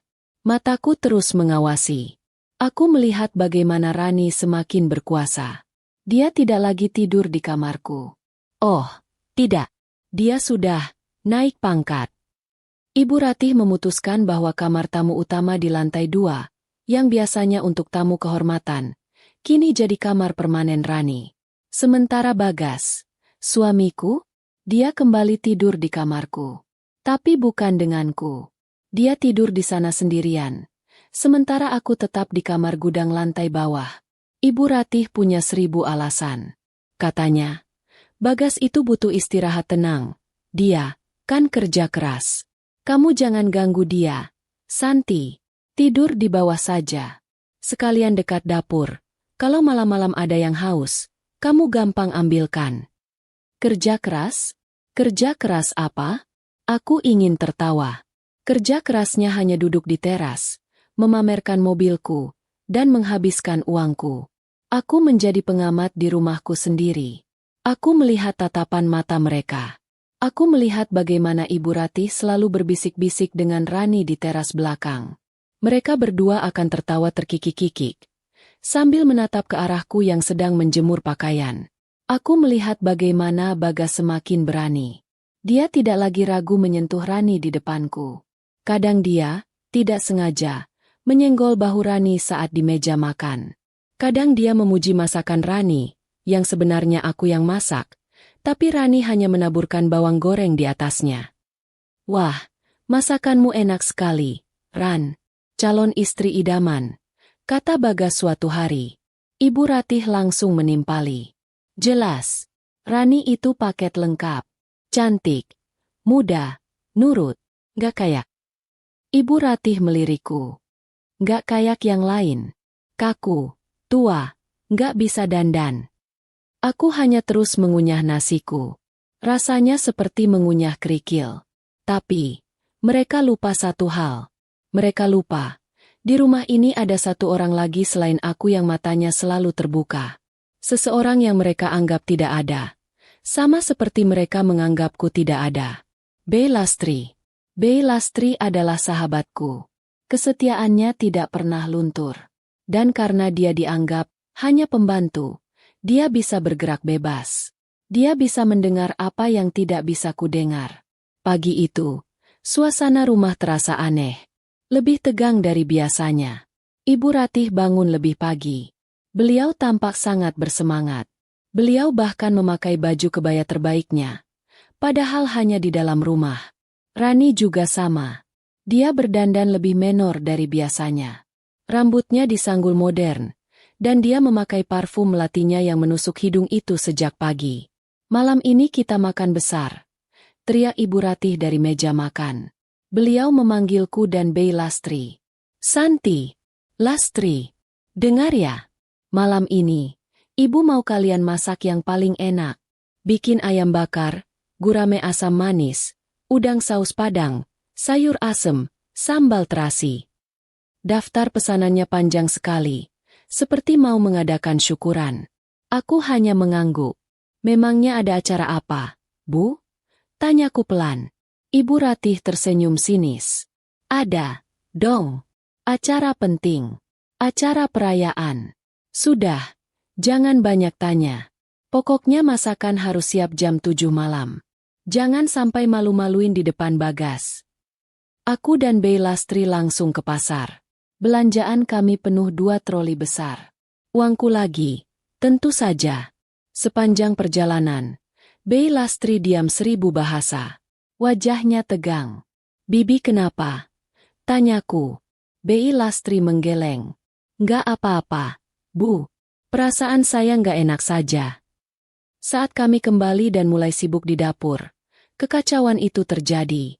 Bey Lastri sedang membersihkan lorong lantai atas, dekat kamar Ibu Ratih. Beliau sedang mengepel lantai, ketika dia mendengar suara-suara dari dalam kamar. Pintunya sedikit terbuka. Bey Lastri bukan tipe orang yang suka menguping. Tapi suara tawa Ibu Ratih yang melengking membuatnya berhenti. Dia mendengar suara Ibu Ratih. Dia mendengar suara Rani yang manja. Dan dia mendengar suara Bagas. Suamiku ada di dalam kamar ibunya bersama Rani. Bei Lastri membeku di tempatnya. Dia pura-pura terus mengepel, mendekatkan telinganya ke pintu. Dan apa yang dia dengar adalah rencana paling busuk yang pernah ada.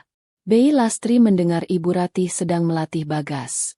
Ibu Ratih berkata, "Nanti malam, pas kita semua lagi makan enak, kamu ngomong, gas. Kamu harus tegas. Kamu itu kepala keluarga." Lalu Bei Lastri mendengar suara Bagas yang ragu-ragu. "Tapi, Bu, Santi kenapa?" bentak Ibu Ratih. "Dia itu sudah mandul. Nggak bisa kasih kamu keturunan. Buat apa dipertahankan? Rani masih muda, sehat. Dia bisa kasih kamu 5 anak." Bei Lastri mendengar Rani tertawa kecil. "Iya, Mas Bagas. Nanti aku kasih Mas anak yang banyak, yang lucu-lucu." Jantung Bei Lastri serasa mau copot. Lalu dia mendengar rencana puncaknya.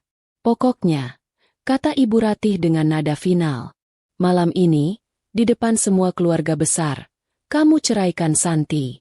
Kamu bilang dia sudah nggak becus jadi istri. Suruh dia pergi dari rumah ini. Bawa baju-bajunya saja. Jangan kasih dia apa-apa." Suara Bagas terdengar lagi. "Tapi, Bu, ini rumah. Rumah ini punya kamu, Bagas." Potong ibunya cepat. "Kamu yang kerja keras. Kamu yang bangun ini semua. Dia itu cuma numpang nama. Nanti kita urus surat-suratnya. Gampang itu." Bei Lastri tidak tahan lagi. Dia gemetar hebat. Dia menjatuhkan ember pelnya. Suara gaduh itu membuat obrolan di dalam berhenti. Pintu terbuka. Ibu Ratih melotot. "Kamu ngapain di situ?" Bei Lastri tergagap.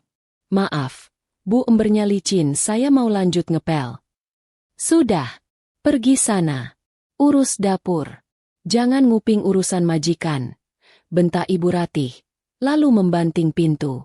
Bei Lastri lari. Dia berlari menuruni tangga, hampir tersungkur. Dia lari menemuiku di dapur. Aku sedang mengulek bumbu ayam bakar. Wajah Bei Lastri lebih pucat dari nasi sisa kemarin. Keringat dingin membanjiri pelipisnya. Tangannya menggenggam celemeknya erat-erat sampai buku-buku jarinya memutih. "Bu, Ibu." Suaranya bergetar. Dia menangis. Dia menarikku ke pojok dapur, ke dekat tempat cuci piring, menjauhi telinga-telinga lain. Air matanya tumpah. Dia menceritakan semua yang dia dengar. Kata demi kata. Dia bilang mereka akan menceraikanku. Dia bilang mereka akan mengusirku malam ini.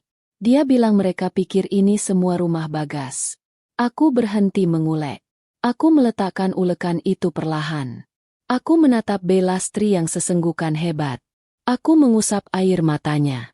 "Bibi, jangan menangis," kataku. Suaraku aneh. Terdengar sangat tenang. Terlalu tenang. Bei Lastri menatapku bingung. "Ibu nggak marah?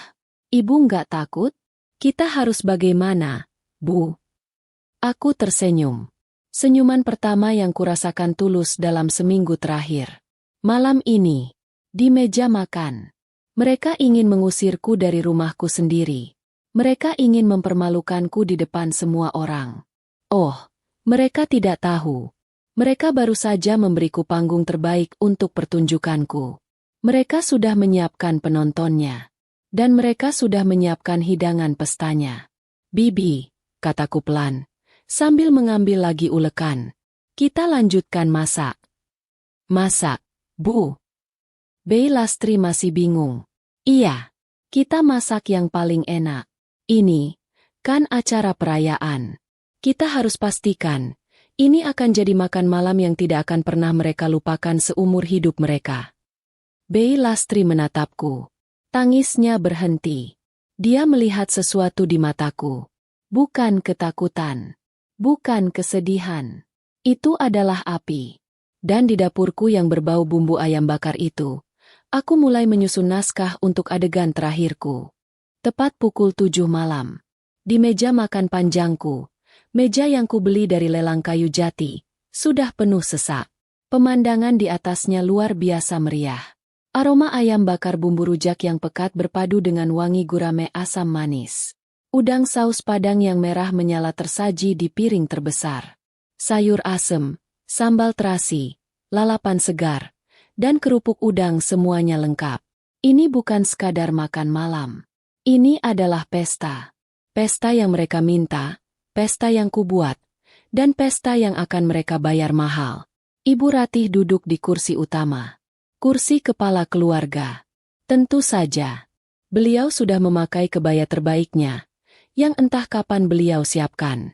Wajahnya dipoles bedak tebal, bibirnya merah menyala, dan senyumnya senyumnya adalah senyum kemenangan yang paling menyebalkan yang pernah kulihat. Rani duduk di sebelah kanan Bagas. Posisinya sudah jelas. Dia adalah calon nyonya rumah yang baru. Dia memakai gaun yang agak terbuka, dan dia tidak henti-hentinya bersandar manja di lengan suamiku. Dan Bagas, suamiku, direktur utama fiktif, Dia terlihat gelisah. Kemeja batik mahal yang kupilihkan untuknya tampak basah di bagian ketiak. Dia terus-menerus berdeham. Dia melirik ibunya, lalu melirik Rani, lalu melirikku sekilas dengan tatapan yang sulit kuartikan. Takut, tapi juga sombong. Semua keluarga besarnya yang lain hanya bertindak sebagai penonton bayaran. Mereka bertepuk tangan riuh saat melihat hidangan tersaji.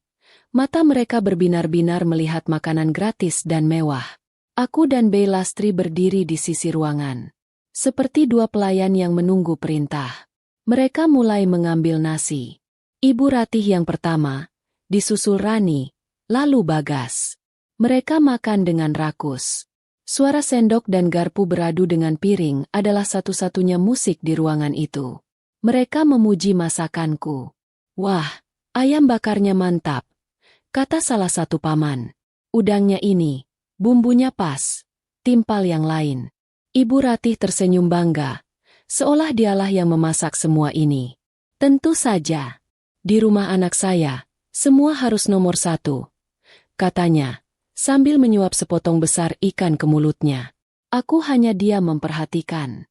Kunikmati pemandangan itu. Pemandangan orang-orang yang sedang melahap makan malam terakhir mereka di rumahku.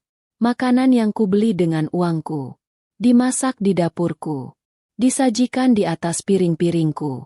Di tengah kerakusan mereka, Bey Lastri bergeser mendekat padaku. Tangannya yang memegang teko air gemetar hebat. Bu! Bisiknya. Suaranya nyaris tidak terdengar. Nafasnya tercekat. Aku menoleh sedikit. Ya, Bey. Ibu. Ibu lihat senyumnya Ibu Ratih. Bey Lastri menahan tangis. Mereka benar-benar akan melakukannya. Bu. Mereka benar-benar kira ini rumah Pak Bagas. Mereka mau usir ibu malam ini juga. Persis seperti yang saya dengar tadi siang. Aku menatap Bey Lastri. Aku meraih tangannya yang gemetar itu. Menggenggamnya erat sejenak. Ku berikan senyumanku yang paling tenang. Aku tahu, Bey. Lalu kita bagaimana, Bu? Saya takut. Bibi, kataku pelan. Bibi lihat mereka makan. Bey Lastri mengangguk bingung. Biarkan mereka kenyang dulu, lanjutku. Kita tonton pertunjukannya sampai selesai. Jangan takut. Bibi berdiri saja di belakangku. Genggamanku memberi sedikit kekuatan pada Bey Lastri. Dia mengangguk. Meski wajahnya masih pucat pasi. Aku kembali menatap meja makan. Mereka sudah selesai dengan hidangan utama. Sekarang mereka beralih ke buah-buahan dan puding yang sudah kusiapkan. Mereka bersandar di kursi mereka. Perut mereka penuh. Wajah mereka puas. Inilah saatnya. Aku tahu persis. Ibu Ratih mengambil gelas airnya. Dia meminumnya pelan. Lalu, beliau berdeham keras. Sangat keras. Satu ruangan langsung hening.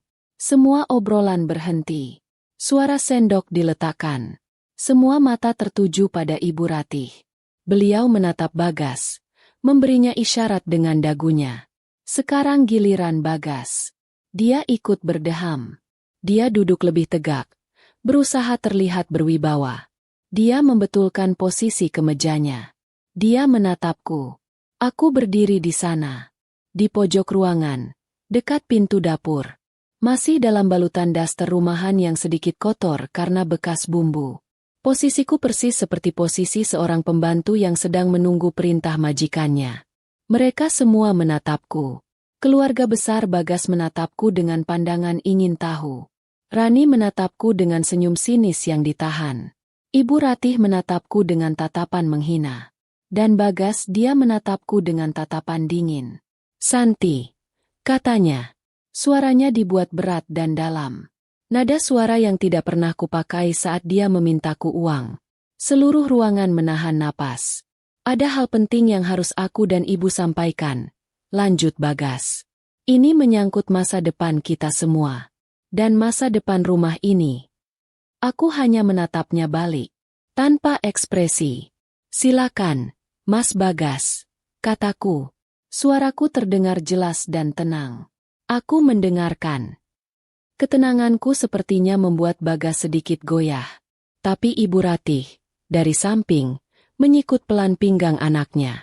Memberi kode agar cepat dilanjutkan. Bagas menarik napas panjang. Dia sudah siap menjatuhkan vonisnya. Dan aku, sudah lebih dari siap untuk membalikan meja sandiwara ini. Bagas menatapku. Dia sudah siap dengan naskah yang ibunya siapkan. Dia mulai bicara. Suaranya dibuat berat dan dalam, seolah sedang memimpin rapat dewan direksi. Dia bicara panjang lebar. Aku tidak perlu mengulang semua kata-katanya di sini. Telingaku sudah terlalu kebal untuk itu. Intinya adalah, aku, Santi, adalah istri yang gagal. Aku adalah istri yang tidak tahu diri. Aku tidak bisa memberinya keturunan. Sebuah aib terbesar bagi keluarganya. Aku tidak menghormati ibunya. Aku kaku seperti kayu. Dan aku sudah tidak pantas lagi mendampingi seorang pria sukses, sepertinya. Aku hanya diam mendengarkan. Lalu Ibu Ratih menimpali. Dia menambahkan bumbu di sana-sini. Dia bilang aku ini pembawa sial. Dia menunjuk ke arah Rani, yang duduk di sebelah Bagas dengan wajah menunduk, pura-pura malu. Ibu Ratih bilang, Bagas sudah menemukan pengganti yang lebih baik. Rani, muda, subur, penurut, dan tahu cara melayani suami. Aku melihat sekeliling. Para ipar dan sepupuku menatapku. Ada yang menahan tawa, ada yang terlihat kasihan, tapi lebih banyak yang tampak puas. Mereka sedang menonton sinetron gratis dengan hidangan pesta. Akhirnya, kalimat yang kutunggu-tunggu itu keluar dari mulut Bagas. Vonis itu dijatuhkan. Mereka ingin aku pergi. Malam ini juga. Sekarang juga. Mereka bilang aku harus meninggalkan rumah. Milik Bagas, ini. Aku hanya boleh membawa baju-baju yang menempel di badanku. Itu, kata Ibu Ratih, adalah bentuk kebaikan hati mereka karena aku sudah diizinkan numpang hidup enak selama ini. Di belakangku, aku bisa merasakan tubuh Bey Lastri gemetar hebat. Isak tangisnya yang tertahan terdengar pilu. Rani kini mengangkat wajahnya. Senyum sinisnya tidak lagi dia tahan. Dia menang. Ibu Ratih bersandar di kursinya. Beliau melipat tangan di dada. Wajahnya angkuh. Sang ratu telah memenangkan pertarungan. Mereka semua menungguku. Menunggu aku menangis. Menunggu aku berlutut. Memohon ampun.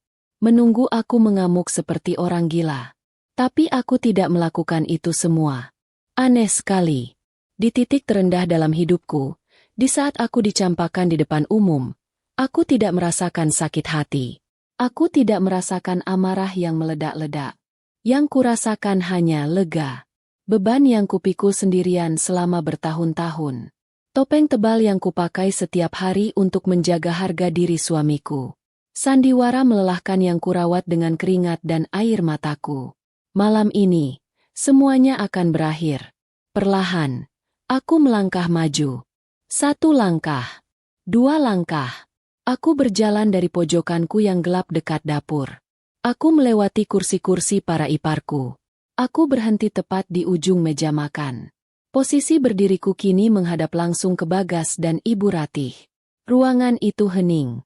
Mereka bingung melihat reaksiku. Aku mengulurkan tangan. Bukan untuk menampar. Bukan untuk melempar piring. Aku mengambil gelas air putih di depanku. Aku meminumnya pelan. 1 tegukan. 2 tegukan.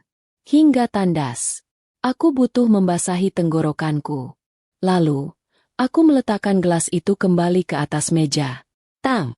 Suara denting gelas yang membentur meja kayu jati itu terdengar sangat keras di ruangan yang hening ini. Semua mata menatapku. Sudah selesai bicaranya. Suaraku terdengar tenang. Sangat tenang. Bahkan aku sendiri kaget mendengarnya. Ibu Ratih membentak. Dia bilang aku tidak sopan. Sudah diusir masih berani bertanya. Aku tidak memandangnya. Aku menatap lurus ke mata Bagas. Laki-laki yang kucintai, yang kutinggikan derajatnya, yang kini menatapku seperti sampah. Aku tersenyum. Senyuman pertama yang benar-benar tulus dalam 2 minggu terakhir. Lalu, aku mulai menceritakan sebuah dongeng. Aku tidak berteriak. Aku hanya bercerita. Aku ceritakan dongeng tentang seorang istri bodoh yang bekerja banting tulang.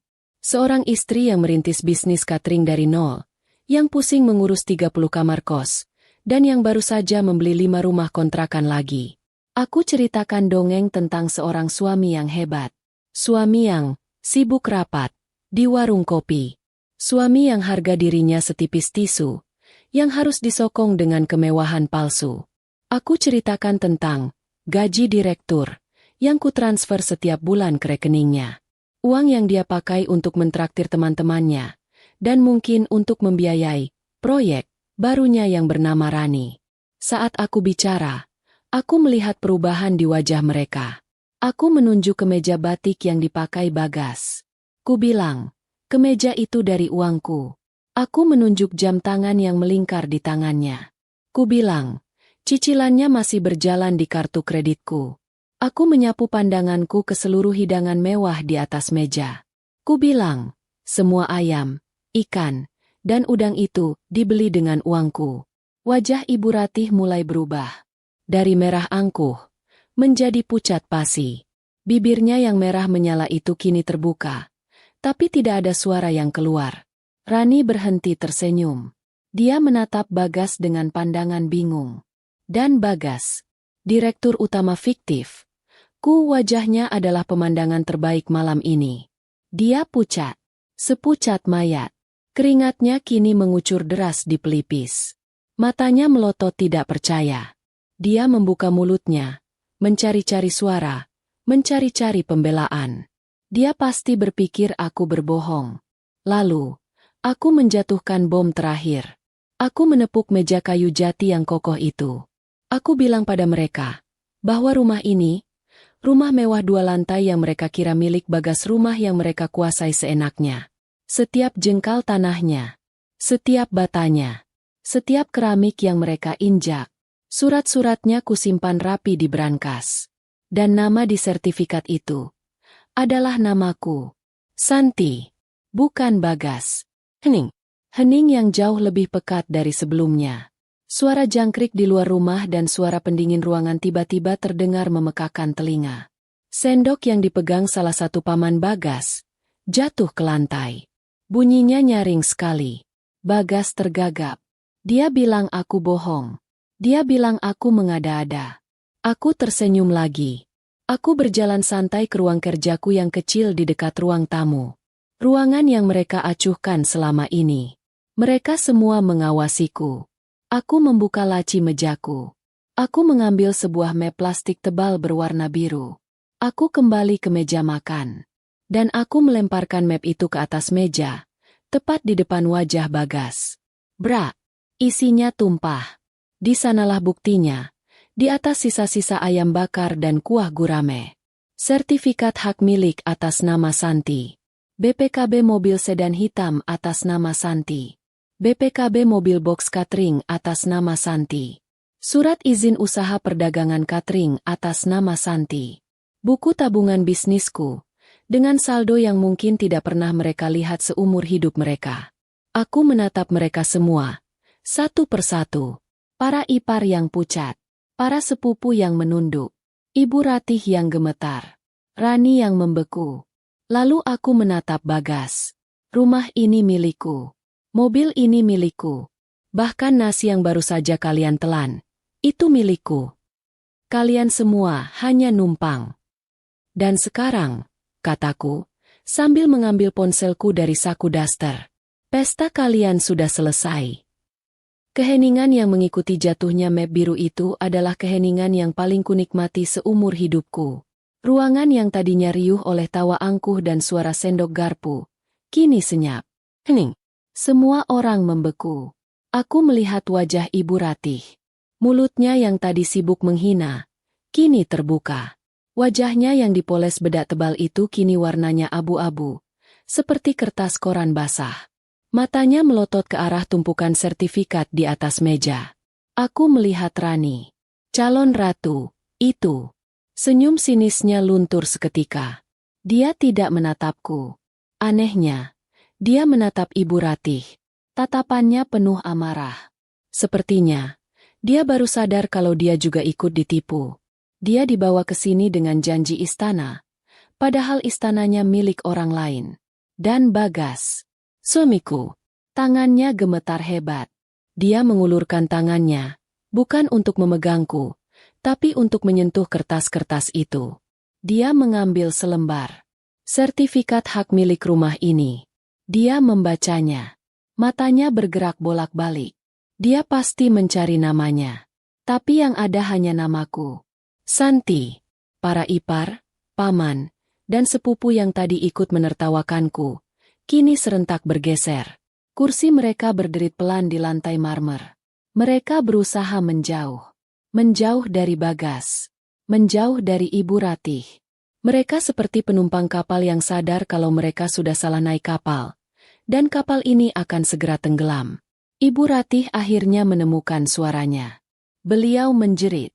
Bukan lagi bentakan, tapi jeritan melengking yang panik. Dia bilang aku bohong. Dia bilang surat-surat itu palsu. Dia bilang aku menipu anaknya. Aku tidak menanggapi. Aku sudah selesai bicara. Sekarang waktunya bertindak. Aku mengambil ponselku dari saku daster. Mereka mungkin mengira aku akan menelepon pengacara. Atau polisi. Aku menekan nomor panggil cepat. Itu adalah nomor pos keamanan di gerbang depan kompleks. Telepon tersambung. Aku bicara dengan nada yang sama seperti saat aku memesan galon air minum. Tenang, datar, dan penuh perintah. Aku bilang, "Halo, Pak Satpam? Ini saya, Bu Santi, rumah nomor 12. Aku berhenti sejenak, melirik ke arah 3 orang yang kini menatapku ngeri. Bisa tolong kirim 3 petugas ke sini sekarang? Ada. Tamu tidak diundang yang harus dikawal keluar dari pekarangan saya. Terima kasih. Kututup teleponnya. Tindakan itu, telepon singkat itu, jauh lebih menakutkan bagi mereka daripada teriakan atau makian. Itu adalah tanda bahwa aku serius. Ibu Ratih mulai histeris. Dia mencoba meraih Bagas. Bagas, kamu bilang sesuatu. Kamu laki-laki. Kamu kepala keluarga. Tapi Bagas sudah hancur. Direktur utama fiktif. Itu kini hanya patung lilin yang mulai meleleh. Dia terduduk lemas di kursinya, memegangi kepalanya. Dunianya runtuh dalam 5 menit. Aku menoleh ke belakang, ke arah Bey Lastri, yang sejak tadi berdiri mematung sambil memegang teko. Matanya masih basah, tapi isak tangisnya sudah berhenti. Dia menatapku dengan tatapan takjub. Aku tidak perlu bicara banyak. Aku hanya memberinya 1 anggukan kepala. Bey, bantu aku. Bey Lastri langsung mengerti. Kami berdua berjalan melewati meja makan yang berantakan. Melewati sisa-sisa pesta dan wajah-wajah yang ketakutan. Kami menaiki tangga. Langkah kami serempak. Tujuan pertama, kamarku. Kamar utamaku, yang sudah diinvasi Rani. Aku membuka pintunya. Aroma parfum melatinya yang menusuk hidung, langsung menyambutku. Aku berjalan ke lemari, membukanya.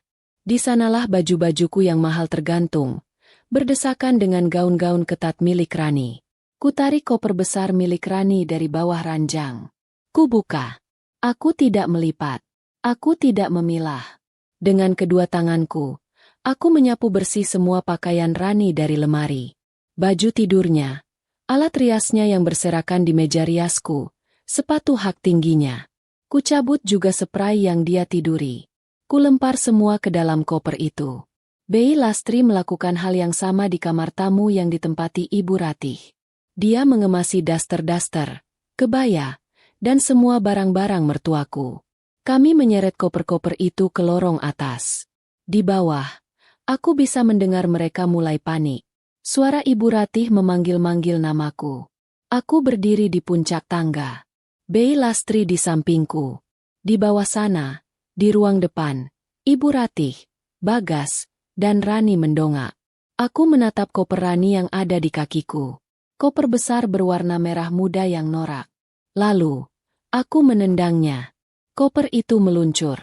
Melompati dua anak tangga. Lalu berguling. Deuge! Deuge!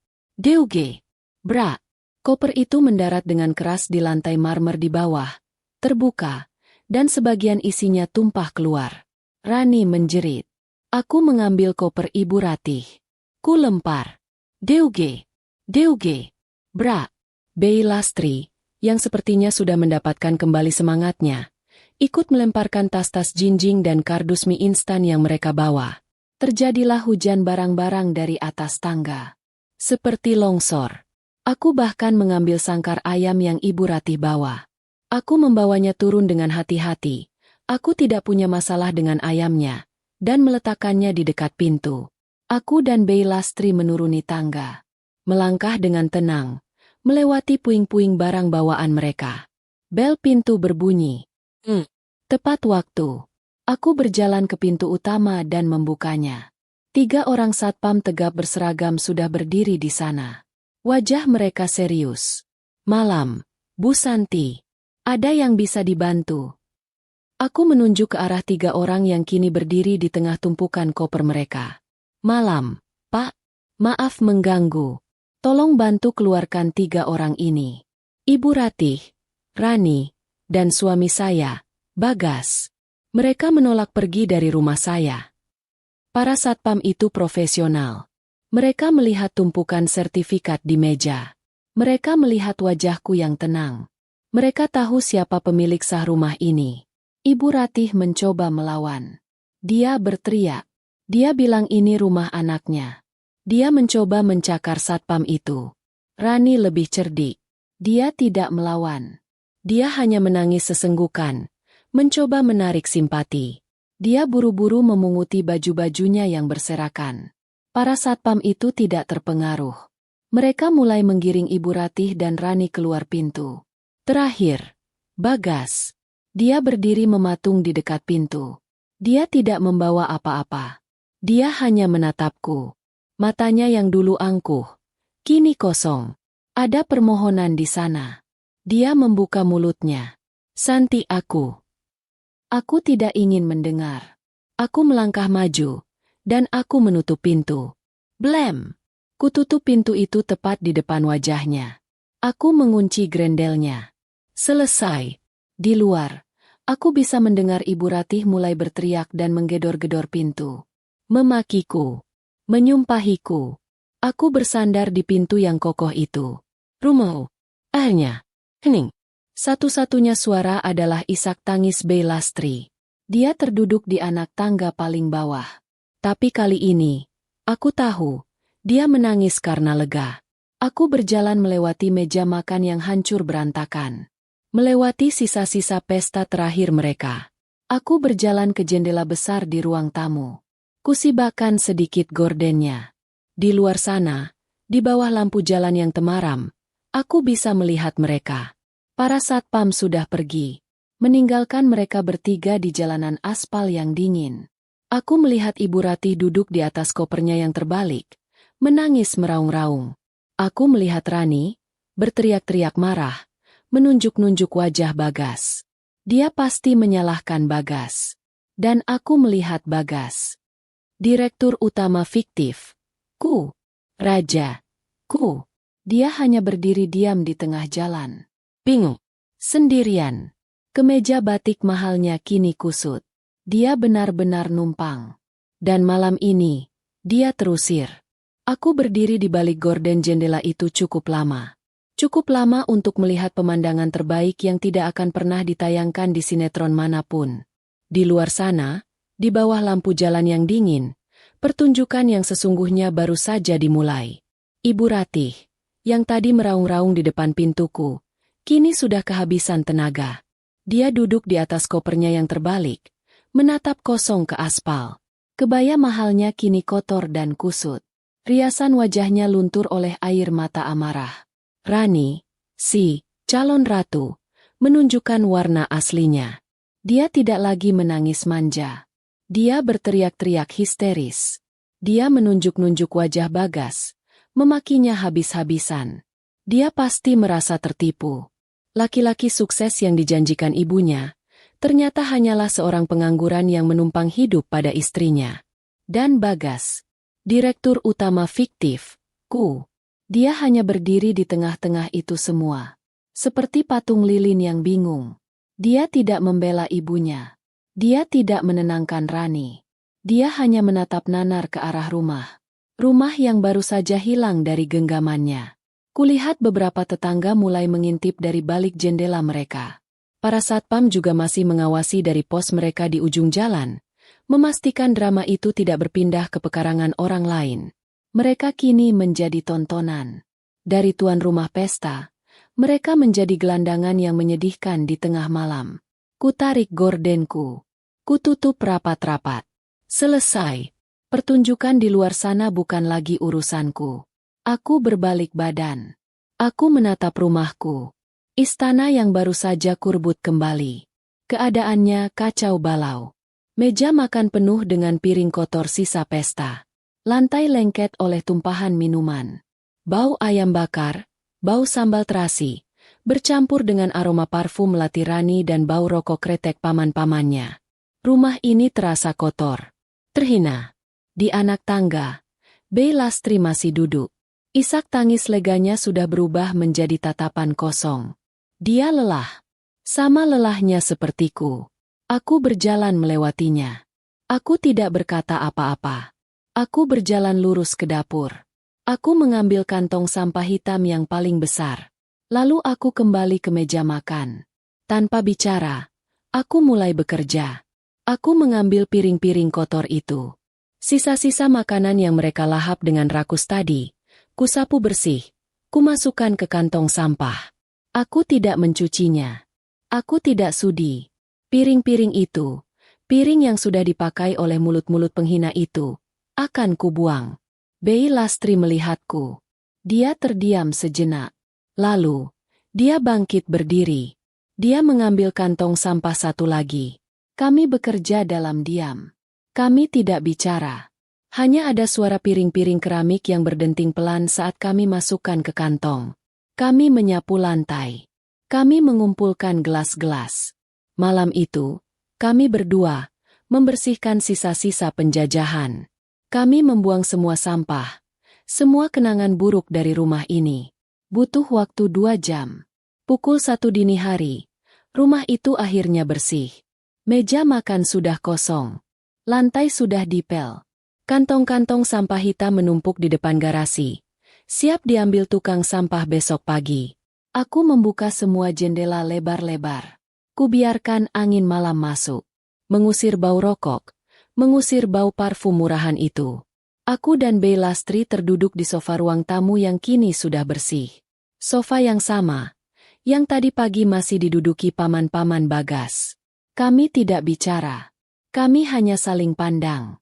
Lalu, untuk pertama kalinya, kami tertawa. Tawa yang pelan, tapi sangat, sangat lega. Paginya, aku bangun di ranjangku. Di kamar utamaku. Aku baru tidur 3 jam. Tapi rasanya ini adalah tidur paling nyenyak dalam hidupku. Wangi parfum Rani sudah hilang. Kuganti dengan aromaterapi lavender kesukaanku. Aku turun ke bawah. Bey Lastri sudah ada di dapur. Dia sedang membuatkan teh tawar hangat untukku. Seperti biasa. Seperti sedia kala. Rumah ini kembali hening. Hening yang mahal harganya. Kami sarapan berdua di meja makan yang bersih. Hanya nasi goreng sederhana. Aku menggeser sebuah amplop putih tebal ke hadapan Bei Lastri. Ini buat Bibi, kataku pelan. Bei Lastri menatap amplop itu, lalu menatapku. Bu, ini apa? Anggap saja bonus. Jawabku. Bonus karena sudah setia. Bonus karena Bibi tidak meninggalkanku. Bahkan saat aku diperlakukan seperti babu. Mata Bei Lastri kembali berkaca-kaca. Dia menggeleng, mencoba menolak. Aku mendorong amplop itu lagi. Mulai hari ini, Bibi bukan lagi asisten rumah tanggaku. Bibi sahabatku. Rekan kerjaku. Kita urus bisnis ini sama-sama. Ya. Bei Lastri akhirnya mengambil amplop itu. Dia tidak bisa menahan tangisnya. Dan aku? Setelah sarapan, aku melakukan ritual yang sudah lama hilang. Aku duduk di terasku. Di kursi rotan favoritku. Aku menyeduh kopi pagiku sendiri. Aku membuka laptopku. Laptop yang sudah seminggu ini kutinggalkan. Belasan panggilan tak terjawab. Puluhan pesan dari manajer cateringku. Aku menarik napas panjang. Ponselku berdering. Manajerku. Halo, pagi, Bu Santi. Suaranya terdengar cemas. Maaf, Bu, tagihan vendor sayur. Aku memotongnya. Pagi, Mas. Nang. Kirim semua tagihannya ke email saya sekarang. Saya lunasi semua hari ini. Dan tolong, siapkan rapat dengan semua kepala dapur jam 2 siang. Kita kejar tender rumah sakit yang kemarin tertunda. Hening sejenak di seberang sana. Mereka pasti kaget. Suaraku berbeda.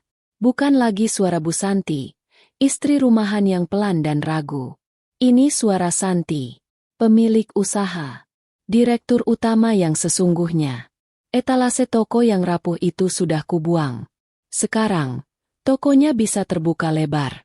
Lalu, bagaimana kabar mereka? Bagas, Ibu Ratih, dan Rani? Aku tidak mencari tahu. Tapi kabar buruk selalu punya cara untuk sampai ke telingamu. Seminggu kemudian, Bei Lastri pulang dari pasar. Dia bercerita, dia dengar dari tukang sayur, yang dengar dari sepupu jauhnya, yang tinggal di kampung yang sama dengan mertuaku. Beritanya menyebar cepat. Malam itu, setelah kusir, mereka bertiga berakhir di terminal bus. Bertengkar hebat di depan umum. Rani, yang sadar dia salah bertaruh, mengambil semua sisa uang di dompet Bagas. Dia kabur. Entah kemana. Mungkin kembali ke desanya. Mungkin mencari pria sukses lainnya untuk ditipu. Ibu Ratih, dengan sisa harga dirinya yang hancur, akhirnya pulang kampung. Tapi dia pulang membawa malu. Kabar bahwa rumah mewah itu bukan milik anaknya sudah tersebar. Dia yang tadinya sombong, kini mengurung diri di rumah, tidak berani keluar. Dan Bagas, dia yang paling menyedihkan. Dia kehilangan segalanya dalam satu malam. Istri, rumah, kemewahan, dan harga dirinya. Dia mencoba menghubungi teman-teman, rapatnya, meminjam uang. Tapi teman-temannya sudah tahu cerita yang sebenarnya. Bahwa dia hanya pengangguran yang menumpang pada istrinya. Tidak ada yang mau meminjaminya uang. Terakhir ku dengar, dia terlihat bekerja serabutan. Menjadi calo tiket di terminal yang sama tempat dia ditinggal Rani. Aku menutup laptopku. Aku menatap taman di depan rumahku. Rumputnya perlu dipotong. Aku menyeruput kopiku. Rasanya nikmat sekali.